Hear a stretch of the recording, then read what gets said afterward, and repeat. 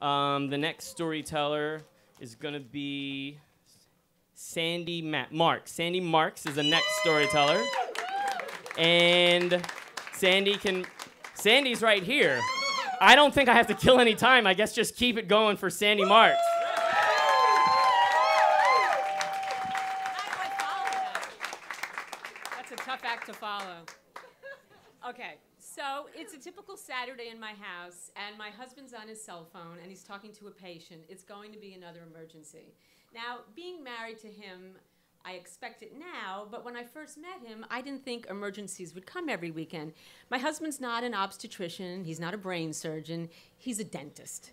And I don't know a lot of dentists who take care of emergencies every weekend. But on this particular Saturday, he asked me if I wanted to come for a ride-along. And I was intrigued, so I thought, all right, I got nothing else going on. I'll come with you to the dentist chair.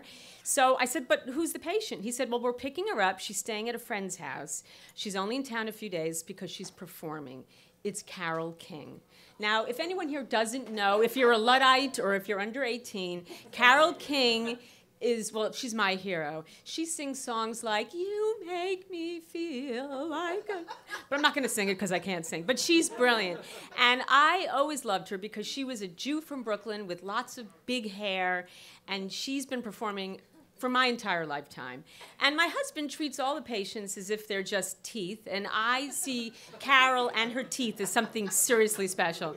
So when he told me that I was coming for the ride-along, I started basically jumping around like an 8-year-old who just found out she was going to a Disney breakfast and Snow White was hosting it. So I was just...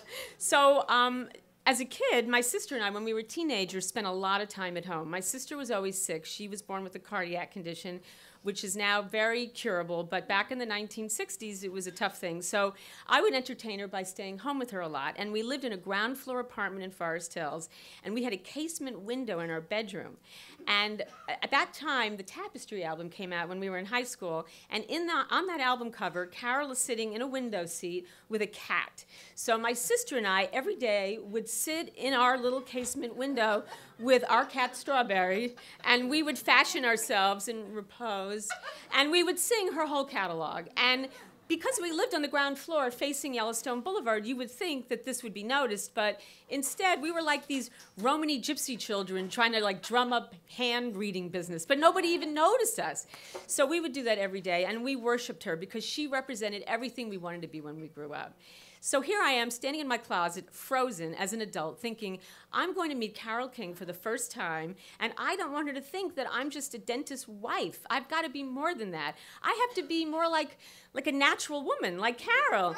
So I'm thinking, what do I do? So I find some sort of like gypsy peasant blouse and a pair of jeans and a leather jacket, and I don't blow out my hair. I want to look natural.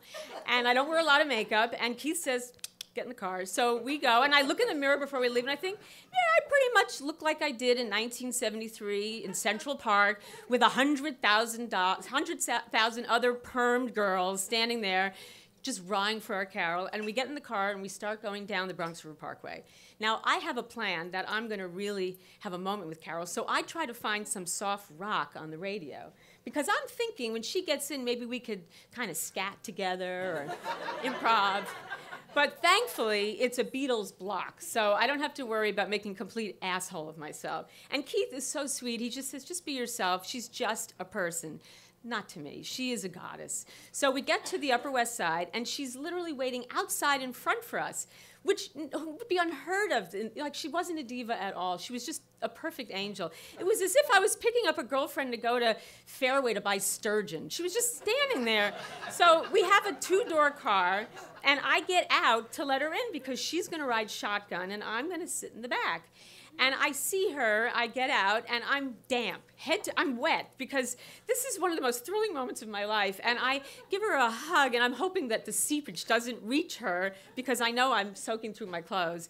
And she's so sweet, and she looks exactly the same as she does on the Tapestry cover. Same beautiful curly blonde, now gray hair, big blue eyes. She's magnificent. So I climb in the back, and I become like a stroke patient who knows they've lost language, but they don't get to that next step, so your verbs and your nouns, and nothing's working. And for me, it was kind of odd because I had been in the entertainment business for a really long time as an agent, and I have had many strange experiences with a lot of really famous people. I once had to go to a Wella conference for the hair products, and I was basically chaperoning Marissa Tomei on my left and Dennis Rodman on my right. So if I could spend 2 hours drinking with Dennis and Marissa, Carol should have been a cakewalk, but I was beside myself. But Carol, being a goddess, she took it unto herself to make me comfortable. And she started asking me questions. How do I like living in the suburbs? How many kids did I have? And all of a sudden, I started breathing through my nose and oxygenating and realizing, okay, I can do this. And I started asking her questions. So I asked her how long she'd be in town, would she see any theater, which was the dumbest question because she was there to perform. And then, without thinking, I asked her if I could pet her. And Carol didn't even blink.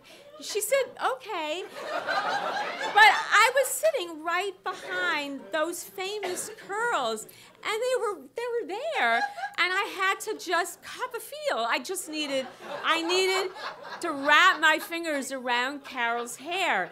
So I did for just a moment, and it was like we were on gossamer wings, coasting down the West Side Highway to Keith's office down in Gramercy Park. There was like angel lights shooting out of the car, and my loins were warm. And she was so sweet about it. She just kind of let me play with her hair. So we get to the office, we get out. Keith treats her. She just has a little chipped tooth, no big deal. And we send her on her way because she's meeting friends for lunch. And I have this shit-eating grin on my face. I cannot believe I've had this experience.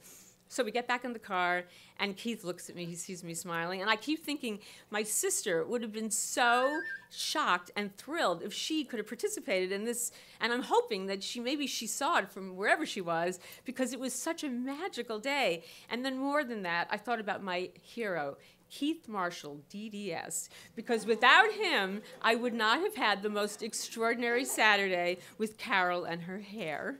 Thank you.